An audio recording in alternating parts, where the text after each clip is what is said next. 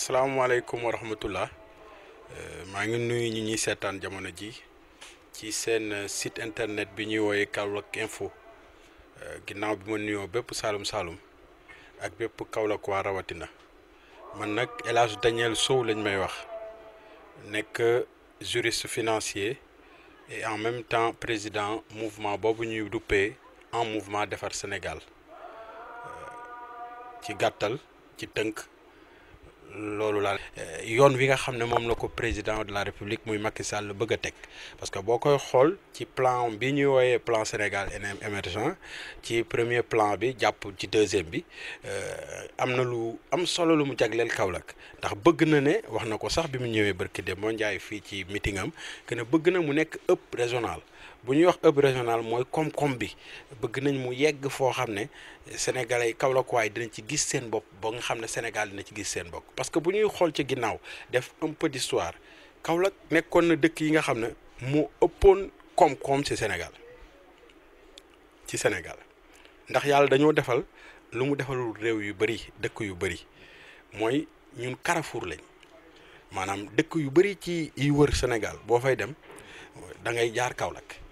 ñi dem Mali xam nga ne suñu tali bi sax ndax chaque jour ña ngay jaar diggante Kaolack Nioro di teg Kaffrine di traversé di dem donc xam nga loolu aussi ñun ñëpp xam nañ ko xam nañ ne vraiment Kaolack lu am solo la fii amoon na ay jamono aussi raay bi daf fi doon jaar parce que Dakar Kidira boobu ñuy dégg da nga xam ne léegi mën nañoo jàpp ne sax maanaam yegg na suuf te président boole ko ci projet mi pour yëkkati ko waat gisoon nañ ne Kaolack amoon na arrêt boo xam ne Guinguinéo fii la nekk nii ne amoon na benn koom-koom bu mu doon indil parce que ñun bokk nañ ci dëkk yi nga xam ne en matière d'agriculture rawatina ci li ñuy wax gerte ñoo ko fi ëppale luñ ko fiy bay maanaam voilà li ñuy wax bassin arachidier boobu ñuy faral di dégg tur boobu la ñu duppee sax à un moment donné kon pour ñu fructifier loolu noonu rendre loolu noonu mu gën a yokkati dafay baax ko Kaolack nga jox ko doole bi nga koy jox nag mooy permettre à ce que li ñuy gagner comme ay recettes parce que buñ ko fàtte dama koy fax chaque jour bu may def ay interview jëmale ko ci Kaolack at mu ne marché Kaolack bi ak Kaolack au niveau communal danañ dajale plus de 150 milliards de recettes xam nga loolu boo koy xool ci koom-koom nekk na lu doy waar et pourtant malgré ces potentialités là les performances laissent toujours à désirer maanaam performance yi ñu war a am ak yokkute bi ci war a yëg gisaguñ ko ci donc politique publique locale bi nga xam ne moo fi war a nekk daf ko war a gën a orienté ci axe yi nga xam ne moom moo am maanaam luy fructifier ak luy mooy nekk mooy permettre à ce que ndaw yi ak lii ñuy wax jigéen ñi ñu gën leen a dooleel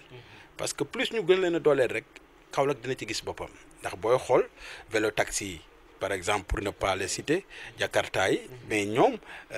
li ñu toll ci Kaolack macha allah donc ñooñu am na noo leen doon organiser de manière beaucoup plus formelle c'est-à-dire canaliser leen mettre leen en structure yoo xam ne dinañ mën a permettre à ce que ñu am benn genre organisation spécifique je pense que ñoom dinañ ci gën a gis seen bopp te état bi dina leen gën a mën a encadrer ba dina dem ba benn jamono. dinañ raw sax Burkina Faso bi ñuy tuddee bi nga xam ne mooy ndaw ndax loolu la ñuy faral di waxee le petit Burkina Faso mooy Kaolack ndax ñun ay welo la ñuy defee suñuy déplacement président nag génn ci ay projets yu am solo parce que bu ñuy xool li nga xam ne moom la ñuy wax géejug maanaam Kaolack li wër Kaolack ak li ko wër géej googu noonu bras de mer bi dafa amoon problème pour accueillir li ñuy wax ay bateaux yu am doole. profondeur bi léegi pour mu permettre à cela dañu def dragage bi je pense que am na ay bateau yu fi ñëw yàggul dara ci weer wee ñu génn ci weeru janvier bi pour ñu def dragage de bi nga xam ne moom moo nekk côté Mbadakhoune nag ñoom seen pour mën a permettre à ce que Foundiougne bi nga xam ne def nañ fa lu am solo yàggul dara permettre à ce que moom port et tout cela Kaolack aussi war nañ ko defal buñ ko defalee je pense que dina gën a yokk koom-koomu Kaolack parce que dinañ gën a wàññi sax li nga xam ne moom mooy transport routier bi ñuy def yàqinu tali yi nga xam ne day jur aussi dépense dana gën a wàññeeku parce que plus ñu utiliser l'espace maritime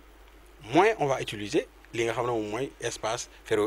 terrestre bi et loolu dafay gën a yokku koom-koom parce que xaalis boobu ñuy defee réparation yi tali yeeg ñoom seen mën na jëm feneen ci benn investissement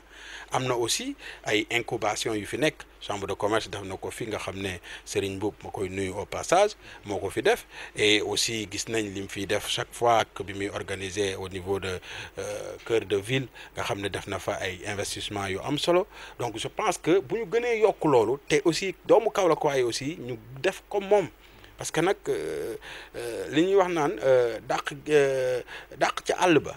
dàq ko ci mu jëm ci kër gi moom moo ko gën ñun ñëpp ay saalum lañ ay Kaolack waa lañ de surcroît li ñu war mooy jéem a def tout que Kaolack développé comme il le faut parce que di may nit ki chaque jour jën jàngal ko nu ñuy nappee moo ko gën di leen jox aide ay social di leen appuyer nga ñëw jóge Dakar ñëw taxaw ñun ñi ñëw nga di leen may ay xaalis di dem alors que tu as la possibilité de les mettre dans les conditions de travail yu leen permettre à ce que ñoom ñuy liggéey te duñ la xalaatal dara te duñ di mën a dimbale seen njaboot comme il le faut donc je pense que li ñu war a gën a def moom mooy yaxanal koom-koom bi nga xam ne moom mooy ñëw ci économie Kaolack pour gëm koo def en investissement beaucoup plus cohérent et que nag pour mu am il faut le dire il faut que doomu Kaolack yi nekk ci nga xam ne commune bi nga xam ne moom mooy commune de Kaolack ñu booloo nekk am say pourquoi ma wax ko mooy gis nga élection municipale bëri na ay gox yu bëri bu jotee ñëpp daal di jógandoo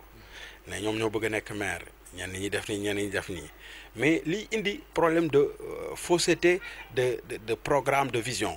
leen rek la mooy bu ñu dajaloo pour dem ci ay compétitions yu mel ne locales yi du ñu jaboo ci ay kaddu wala du ñu am des compétences ressources humaines yu leen permettre à ce que bu ñu gañee ñu mën a teg nit ñi l'homme qu'il faut à la place qu'il faut dañuy am problème boobu noonu mooy waral maanaam mooy am incohérence par rapport ak li ñuy gis ci terrain bi ak li nga xam ne moom lañ leen di dikk et je pense que loolu aussi il serait bien de reconsidérer li mooy composition yi war a dem en 2019 pour joŋante yi nga xam ne moom moo nekk au niveau local donc ci loolu je pense que Kaolack mérite plus que ça li ñu toll nii Kaolack a les potentialités mais na ma ko waxee woon léegi rek mais les performances laissent à désirer. waaw kàddu yi may dégg Sénégal mooy rek gannaaw bi ma jéggaloo ndax nag aussi wax neexul ku sañoon boo waxee ba noppal rek nit ñi dinañ ne a gongo ndax it nag jumte mën na ci am di leen jéggalu aussi ci kàddu yi